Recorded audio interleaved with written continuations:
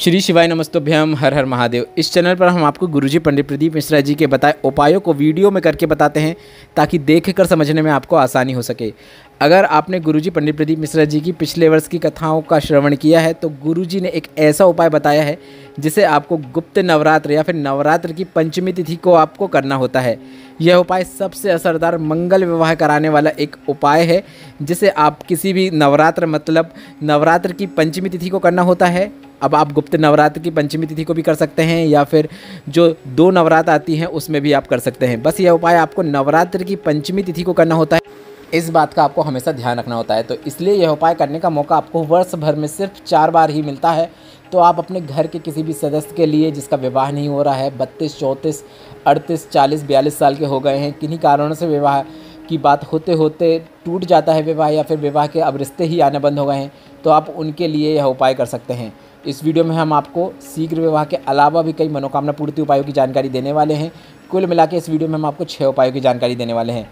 सबसे पहले हम आपको बता दें, इस वर्ष आषाढ़ माह की गुप्त नवरात्र की पंचमी तिथि की शुरुआत 10 जुलाई को सुबह 7:52 से हो रही है, जो कि पूर्ण 11 जुलाई को सुबह 10:03 में हो जाएगी।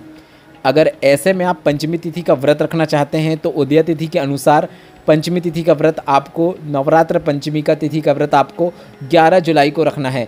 पर अगर आप गुरुजी पंडित प्रदीप मिश्रा जी के बताए पंचमी तिथि का विशेष उपाय जो कि गुप्त नवरात्र में करना चाहते हैं तो इस विशेष उपाय को आप 10 जुलाई और 11 जुलाई दोनों दिन कर सकते हैं और अधिक से अधिक लाभ प्राप्त कर सकते हैं।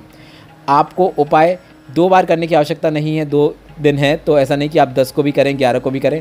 उपाय सिर्फ आपको 1 बार ही करने की आवश्यकता है। आप या तो 10 को कर लें या तो 11 को कर लें। इस वीडियो में हम आपको 10 जुलाई बुधवार के दिन किए जाने वाले और नवरात्र पंचमी का एक विशेष उपाय कुल मिला के 6 उपायों की जानकारी देने वाले हैं। सभी उपाय हम आपको वीडियो के माध्यम से भी करके बताएंगे। अगर किन्हीं कारणवश आपको उपाय समझ में नहीं आता तो आप कमेंट के जरिए भी आप हमसे संपर्क कर सकते हैं, जिसमें हम आपकी समस्याओं का समाधान करेंगे। बढ़ते हैं पहले विशेष उपाय की ओर। गुरुजी ने अपनी पिछली शिव महापुराण कथाओं में बताया था कि शिव महापुराण की कथा कहती है जिसके घर में संपदा की कमी हो, बहुत कष्ट में जीवन चल रहा हो, धन संपदा घर में आ ही नहीं रही हो, कर्जा बढ़ते चले जा रहा हो, कोई काम नहीं बनता हो, हर काम अटक जाता हो, तो आपको 9 शमी पत्र वाला एक विशेष उपाय करना है। 9 शमी पत्र में से आपको 5 शमी पत्र शिवलिंग में जो गणेश भगवान का स्थान होता है वहाँ पर अर्पित कर देना है। हम आपको इंडिकेट करते हुए भी बता रहे हैं कि आपको 5 शमी पत्र किस प्रकार से अर्पित करना है और कहाँ पे अर्पित करना है। 5 शमी पत्र आप इस प्रकार से अर्पित करें कि सभी शमी पत्र की डंडी जलधारी की ओर होना चाहिए और आप एक साथ 5 शमी पत्र शिवलिंग में गणेश भगवान के स्थान पे अर्पित कर सकते हैं। इसके बाद 3 शमी पत्र आपको भोलेनाथ की शिवलिंग के ऊपर अर्पित कर देना है। यह 9 शमी पत्र वाला उपाय है जिसमें आपने 5 शमी पत्र को गणेश भगवान के स्थान में जो शिवलिंग में ही होता है वहाँ पे आपने अर्पित कर दिया। 3 शमी पत्र को आपने भोलेनाथ की शिवलिंग के ऊपर अर्पित कर दिया। अब बची 1 शमी पत्र जिसे आपको शंकर भगवान के मंदिर से जाते समय अपने उल्टे हाथ की ओर चौखट में अर्पित कर देना है। भोलेनाथ के मंदिर की चौखट में आपको अंतिम शमी पत्र को अर्पित करना है और इसके बाद आपको यहीं जहाँ पे आपने शमी पत्र को अर्पित किया है यहीं पर आपको एक घी का दीपक प्रज्वलित कर देना है। इस दीपक में आप गोल बाती का उपयोग कर सकते हैं। यह पूरा उपाय करते समय आपको गणेश भगवान का एक नाम है मयूर ध्वज, उनका नाम लेते हुए उनका स्मरण करते हुए मन ही मन यह उपाय करना है। गुरुजी ने बताया गरुड़ पुराण के अनुसार इस प्रकार से जो चतुर्थी की तिथि में इस प्रकार से शमी पत्र का लगाकर दीपक प्रज्वलित कर देता है उसके घर में रिद्धि सिद्धि कभी भी जाती नहीं, उसके घर से हमेशा उसके घर पे विराजमान रहती हैं। यह उपाय आप गणेश चतुर्थी से अनंत चतुर्दशी के बीच करते हैं तो आपको अधिक से अधिक लाभ देखने को मिलता है। वैसे आप इस उपाय को प्रत्येक माह में आने वाली चतुर्थी तिथि को भी करके अधिक से अधिक लाभ प्राप्त कर सकते हैं। 10 जुलाई को उदय तिथि के अनुसार चतुर्थी की तिथि है तो आप यह उपाय 10 जुलाई को करके अधिक से अधिक लाभ प्राप्त कर सकते हैं। बढ़ते हैं दूसरे विशेष उपाय की ओर।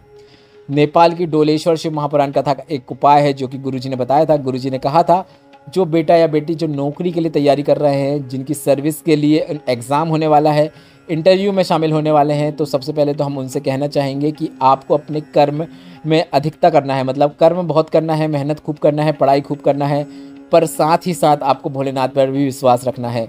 आपको दूर्वा को भोलेनाथ को अर्पित करना है। शिवलिंग पे दूर्वा आपको इस प्रकार से अर्पित करना है कि दूर्वा की डंडी जलधारी की ओर होना चाहिए। आपको दूर्वा अर्पित करने के बाद 1 कलश जल भी आप दूर्वा के ऊपर अर्पित कर सकते हैं। इसके बाद एक कलश जल अर्पित करने के बाद आप हाथ जोड़ें, श्री शिवाय नमस्तुभ्यं मंत्र का जाप करें और इसके बाद घर आ जाएं। बस ऐसा ही आपको लगातार 3 महीने तक करना है। गुरुजी ने कहा आप 3 महीने तक निरंतर करके देखिएगा। आप जिस उद्देश्य को मन में रखते हुए यह विशेष प्रयोग करेंगे तो आपको उसमें निश्चित सफलता देखने को मिलेगी। गुरुजी ने कहा रजोधर्म या फिर किसी अन्य समस्या आने पर उस दिन आप मंदिर नहीं जा सकते हैं तो उपाय आप छोड़ सकते हैं, फिर वापस बाद में आप उपाय करना शुरू कर सकते हैं। बढ़ते हैं तीसरे विशेष उपाय की ओर। नेपाल के ही डोलेश्वर शिव महापुराण कथा में गुरुजी ने कहा कई बार ऐसा होता है, दुकान खोलने वाले होते हैं तो हम यह सोचते हैं कि यह दुकान चलेगी या नहीं चलेगी। ऐसे में भी आप एक दूर्वा को शिवलिंग पर अर्पित करके 1 लोटा जल चढ़ाकर अपना व्यवसाय की शुरुआत कर सकते हैं। आपको मन में यह सोच लेना है कि अब मैं यह व्यवसाय जो शुरू कर रहा हूँ, भोलेनाथ मेरे साथ हैं और मैं आगे ही बढ़ने वाला हूँ। मैं अपनी तरफ से तो खूब मेहनत करूँगा ही और बाबा भी मेरे साथ है। ऐसा भरोसा रख के मैं व्यापार शुरूंगा तो मुझे निश्चित सफलता मिलेगी। गुरुजी ने कहा 3 माह के बाद आप देखेंगे कि आपका व्यापार आगे बढ़ेगा और आपका पत्र व्यासपीठ में देखने को मिलेगा। बढ़ते हैं चौथे विशेष उपाय की ओर। नेपाल के ही डोलेश्वर शिव महापुराण कथा में गुरुजी ने बताया था सबसे पहले दूर्वा गणेश जी को, इसके बाद शंकर जी को किसने समर्पित की थी? तो कौन था वह जिसने सबसे पहले गणेश भगवान और शंकर भगवान को दूर्वा अर्पित की थी और उसका व्हील पावर कमज़ोर हो गया था, जिसके अंदर आत्मविश्वास की वृद्धि हुई थी दूर्वा को अर्पित करने से? तो वह है कुबेर। कुबेर ने एक गणेश जी को और एक महादेव को मतलब भोलेनाथ को दूर्वा अर्पित की। इससे प्रसन्न होकर महादेव ने कहा जाओ रिद्धि सिद्धि, इसे धन्य धान्य से परिपूर्ण कर दो। अर्थात गुरुजी का कहने का मतलब यही है, दूर्वा आप शिवलिंग पर धन प्राप्ति के लिए, संपदा वृद्धि के लिए भी और अपने आत्मविश्वास को बढ़ाने के लिए अर्पित कर सकते हैं। बढ़ते हैं 5वें उपाय की ओर। पंजाब भटिंडा की शिव महापुराण कथा के 5वें दिन की कथा में गुरुजी ने एक विशेष उपाय की जानकारी दी थी, जिसे आप 10 जुलाई बुधवार के दिन करके अधिक से अधिक लाभ प्राप्त कर सकते हैं। गुरुजी ने बताया था कुंदुक एक एस जैसी आकृति का एक शस्त्र होता है जो कि गणेश भगवान के हाथों में भी आपने देखा होगा। जो व्यक्ति व्यसन में डूबा रहता है, नशा करता है, गलत आदतों में लिप्त रहता है, अपशब्द बोलता है, तो आपको 7 दूर्वा लेनी है और आपको दूर्वा के पीछे लाल चंदन लगाकर गणेश जी को, जो भोलेनाथ के मंदिर में गणेश भगवान की मूर्ति होती है, वहाँ पर आपको कुंद के ईश्वर महादेव का नाम लेते हुए इस दूर्वा को, 7 दूर्वा को आपको अर्पित कर देना है।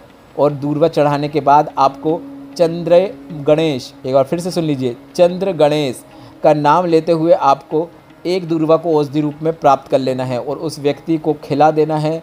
अगर वह खा ले तो अच्छी बात है, अन्यथा आप उसे भोजन में भी मिलाकर खिला सकते हैं।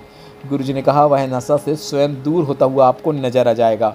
बढ़ते हैं 6वें और अंतिम उपाय की ओर, जो कि विशेष उपाय है जिसे आप 10 या 11 जुलाई को गुप्त नवरात्र की पंचमी तिथि के दिन करके इस गुप्त नवरात्र की पंचमी तिथि का अधिक से अधिक लाभ प्राप्त कर सकते हैं। गुरुजी ने कहा ऐसे बालक या बालिका जिनके विवाह नहीं हो रहा है, 32, 34, 36, 38, 40 या फिर 42 वर्ष के हो गए हैं, अब रिश्ता भी आना बंद हो गए हैं, तो आपको एक विशेष उपाय करना है। आपको एक आम का पत्ता लेना है। इस उपाय के अंतर्गत आप आम के पत्ते का भी उपयोग कर सकते हैं या फिर आप पान के पत्ते का भी उपयोग कर सकते हैं। जैसा कि आप सभी को पता है, जब भी हम हमारे घर में कोई पूजन पाठ करते हैं या शुभ कार्य करते हैं तो उसमें आम के पत्तों का उपयोग किया जाता है और पान के पत्तों का भी उपयोग किया जाता है।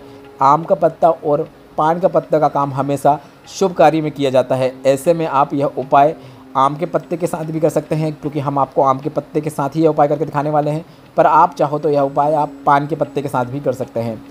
इस उपाय को करने के लिए आपको हल्दी और अक्षत और कुमकुम की आवश्यकता होगी। आपको पान के पत्ते या फिर आम के पत्ते के ऊपर हल्दी और कुमकुम या फिर रोली भी आपके पास है तो उसका भी उपयोग कर सकते हैं, का उपयोग करते हुए स्वास्तिक का निर्माण करना है। स्वास्तिक का निर्माण करने के बाद आपको अक्षत मतलब चावल, आपको कुछ चावल के दाने हल्दी से पीले कर लेना है और रोली से कुछ को लाल कर लेना है। अब इसके बाद आपने जो हल्दी का स्वास्तिक बनाया है, उस हल्दी के स्वास्तिक के ऊपर आपको रोली से या फिर कुमकुम से लाल किए हुए अक्षत को अर्पित कर देना है। इसके बाद आपने जो रोली का स्वास्तिक बनाया है उसके ऊपर आपको हल्दी से पीले किए गए अक्षत को अर्पित कर देना है। इस प्रकार आप वीडियो में भी देखकर समझ सकते हैं कि ये उपाय आपको किस प्रकार से करना है। इसके बाद आपको इस पत्ते को, जिसमें आपने यह सब चीज़ें बनाई हैं, अर्पित की है, इसे आपको उस बालक या बालिका के हाथ में दे देना है जिनका विवाह नहीं हो रहा है। उनके हाथ में देने के बाद उनसे कहना है कि इसे नीम के पेड़ के नीचे जाकर छोड़ कर आ जाओ। बस इतना ही करना है। यह उपाय आप 10 या 11 जुलाई को गुप्त नवरात्र के सुबह करेंगे तो काफ़ी अच्छी बात है। गुरुजी ने बताया यह उपाय करने के 3 माह के अंदर ही आपका मंगल विवाह तय हो जाता है, आपको अच्छे रिश्ते की प्राप्ति होती है। गुरुजी का बताया विशेष उपाय आप 10 या 11 जुलाई को करके अधिक से अधिक लाभ जरूर प्राप्त कीजिएगा। अगर आप अभी तक हमारे साथ व्हाट्सएप में नहीं जुड़े हैं, जिसमें हम रोजाना की तिथियों की जानकारी के साथ साथ भोलेनाथ के सुंदर स्टेटस और भजनों की जानकारी और अन्य उपयोगी जानकारी अभी आप तक पहुंचाते हैं, तो व्हाट्सएप चैनल की लिंक मैंने कमेंट बॉक्स में मेंशन कर दी है, जिसमें टच करके आप हमारे साथ व्हाट्सएप में भी जुड़ सकते हैं। यह वीडियो उपयोगी लगा हो तो वीडियो को लाइक करके कमेंट बॉक्स में हर हर महादेव अवश्य टाइप कीजिएगा।